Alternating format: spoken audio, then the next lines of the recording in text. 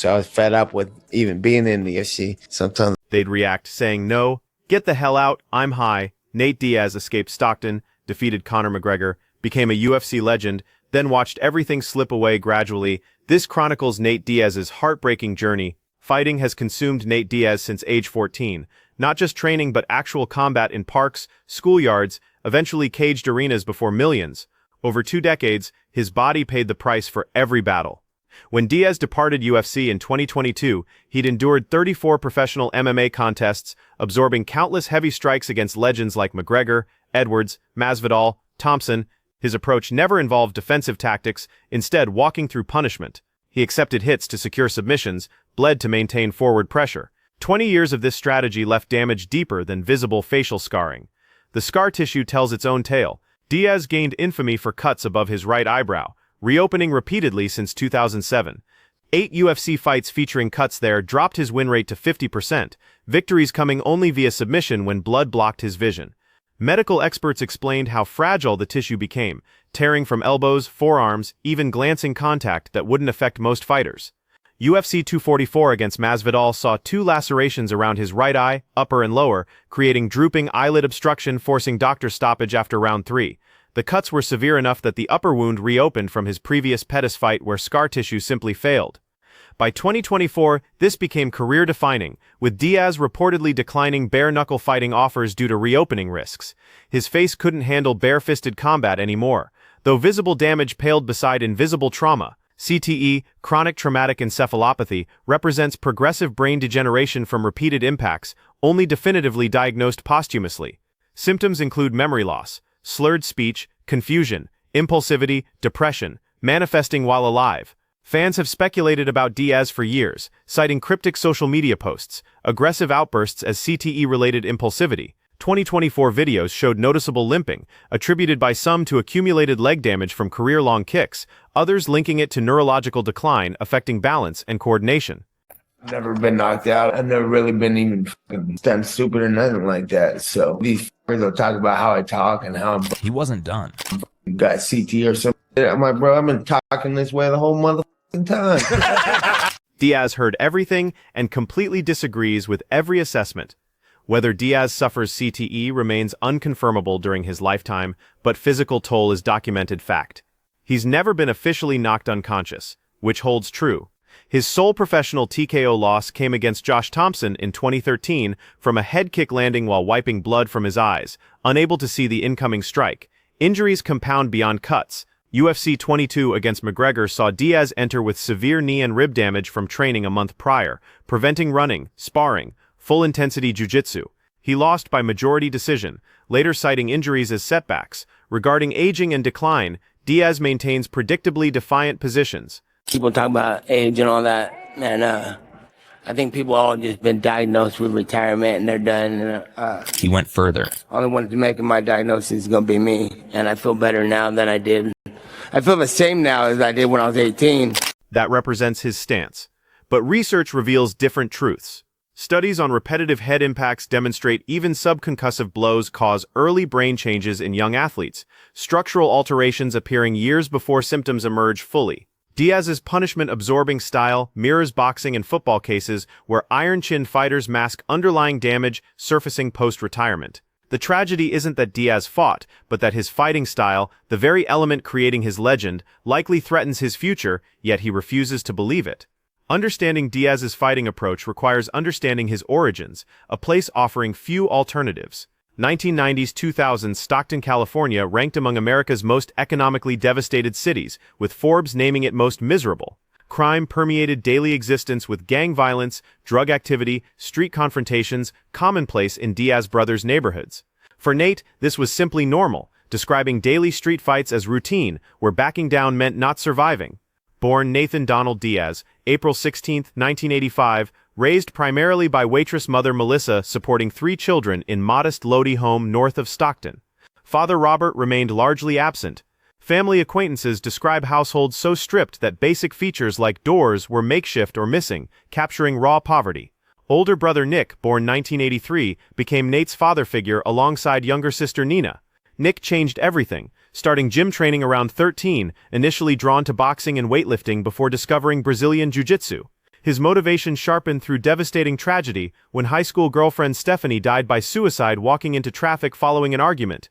Nick began running 7 miles daily to her grave as tribute and coping mechanism, channeling grief into vows of fighting success in her memory, extending that promise to Nate and pulling his younger brother into training, giving both purpose beyond street life. Nate's fighting origin story consistently returns to one moment, a 9th grade 5th period confrontation with another student. Word spread throughout school, and by bell's end, the entire campus knew. I remember I got into a fight with a kid in like 5th period. Did you win? No, well, we got into like Pressure mounted from there, with people knowing his brother and crew approaching him, insisting he handle the situation. and all these people know my brother and all my homies, so they're locking up to me like, "What's up? You gonna whip this fool's ass to school?" And I remember hearing them, they're like, "Get the fuck off me." By the time school let out, it was no longer optional. The fight was happening. So we meet up after school, 300 people at the park. Oh my God. And I get there and then my brother's there, all the homies are there. The result, The encounter played out exactly like two ninth graders swinging before 300 kids would expect. Fight goes on. It felt like 30 minutes, but it's probably 5 minutes long. I didn't win. He didn't win. Neither kid won. Both went home with bruised faces. Then the phone rang. We go home. I'm pissed. Police call my house. My mom's like, 5-day suspension at 14 years old, when Nick delivered the career-starting line. I'm like, all right, cool. And I'm sitting there and my brother's like, "What's up?" Nick insisted Nate wouldn't sit around doing nothing and had to train immediately. Nate preferred relaxing, but Nick wouldn't accept that response. "You better get up off your ass with that shitty performance earlier at the park." I was embarrassed. I grabbed my shit like, "Fuck shit, but go." Went to the park. That embarrassment ignited everything. From that day forward, Nate trained alongside Nick, eventually reaching Cesar Gracie Jiu-Jitsu Academy in Pleasant Hill, an hour's drive from Stockton. Mother Melissa drove them back and forth despite financial strain. Cesar Gracie, Brazilian Jiu-Jitsu black belt, recognized potential in both brothers beneath aggressive, withdrawn exteriors.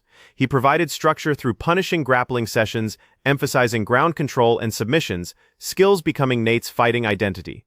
Training with future UFC competitors like Jake Shields and Gilbert Melendez gave Nate surrogate family an escape route from gang recruitment and drug culture surrounding Stockton.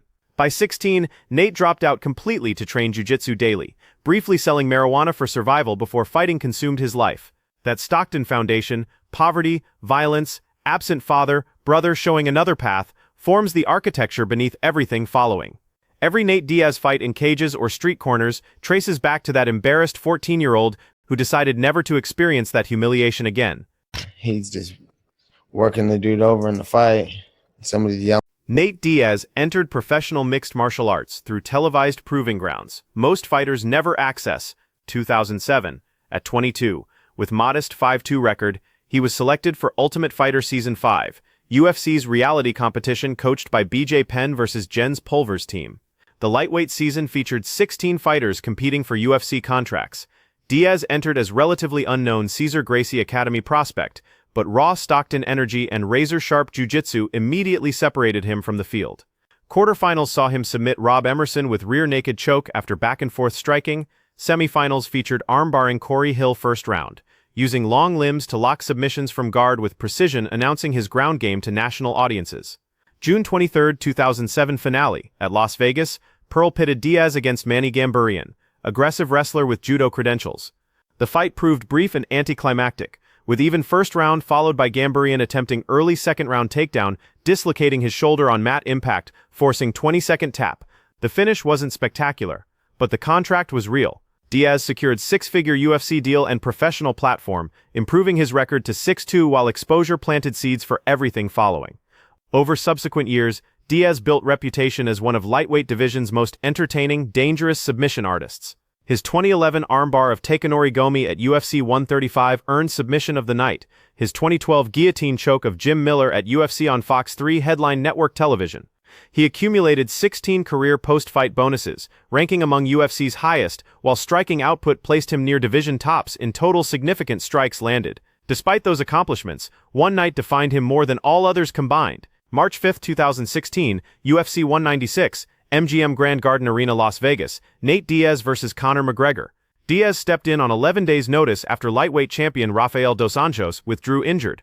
The welterweight bout at 170 pounds, above Diaz's usual 155-pound class, featured featherweight champion attempting historic simultaneous two-division title holding. McGregor represented sport's biggest star. Diaz the replacement nobody outside Stockton expected to win. Round 1 went largely McGregor's way with sharp counters and straight lefts opening facial cuts. McGregor's speed and movement appeared dominant, but Diaz absorbed everything without flinching, using 76-inch reach to pepper McGregor with jabs and trademark Stockton slaps, gradually forcing energy expenditure chasing elusive finishes. Round 2 saw McGregor's output drop noticeably as Diaz landed clean combinations, bloodying McGregor's face, staggering him with left hook shifting entire arena momentum. Desperate, exhausted, McGregor shot takedowns. Diaz countered with guillotine attempts, transitioned to mount, took back position, locked rear naked chokes. McGregor tapped at 4:12 of round 2. The event drew 1.3 million pay-per-view buys, becoming highest-grossing UFC events ever. Diaz earned Fight of the Night, Performance of the Night, Submission of the Year, delivering permanently embedded combat sports culture lines in post-fight interviews. 5 months later, UFC 226 rematch proved equally dramatic despite Diaz entering with knee and rib injuries limiting training camps. Diaz pushed McGregor to absolute edges across 5 brutal rounds before losing majority decision. Combined fights reportedly earned Diaz around $20 million, cementing permanent A-list MMA status. After years of pay disputes and inactivity, Diaz returned for final UFC 279 fight September 2022, submitting Tony Ferguson with 4th-round guillotine choke, his first win in 3 years, providing fitting exits from organizations he'd battled inside cages and out for 15 years. From there, Diaz moved to boxing, debuting against Jake Paul August 5, 2023, in 10-round cruiserweight contest at Dallas American Airlines Center.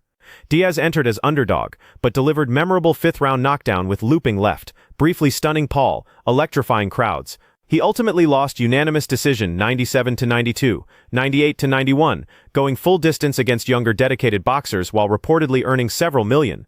The rise was real, glory earned, but every high carried attached costs, and bills were coming due. Just trying to get a rise out of him. I could hear him going off on him. Saying it's talking to him while he's fighting. As long as Nate Diaz has been famous, he's been in trouble. Not from misunderstandings or bad luck, but from men who grew up fighting Stockton streets and never fully stopped, even after cameras appeared and paychecks reached 7 figures. The most high-profile legal incident post-UFC was 2023 New Orleans choking case April 22nd, early morning hours on Bourbon Street following Misfits boxing events where Diaz's teammate Chris Avella fought. Chaos erupted starting at venues where Diaz confronted social media influencer Chase Demore by throwing water bottles during backstage exchanges.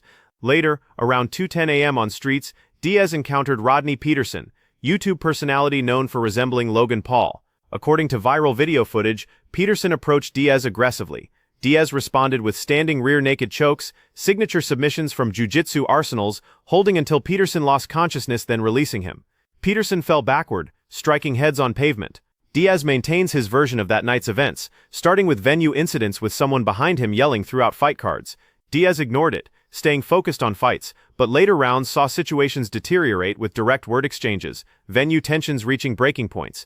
Later walking out of bars, streets descended into brawls when Logan Paul lookalikes appeared, Diaz claiming no choice but reactions, results matching expectations from professional fighters defending themselves on public streets, maintaining complete justification and clear self-defense. New Orleans police initially disagreed, issuing April 25th arrest warrants for second-degree battery felonies carrying 8-year prison sentences. Diaz surrendered 2 days later, released on $10,000 bond, but 5-month investigations led Orleans Parish District Attorney Jason Williams to decline prosecution September 25, 2023, citing evidence supporting self-defense claims. However, April 2024 saw Peterson file civil lawsuits against Diaz seeking unspecified damages, cases remaining unresolved as of early 2025.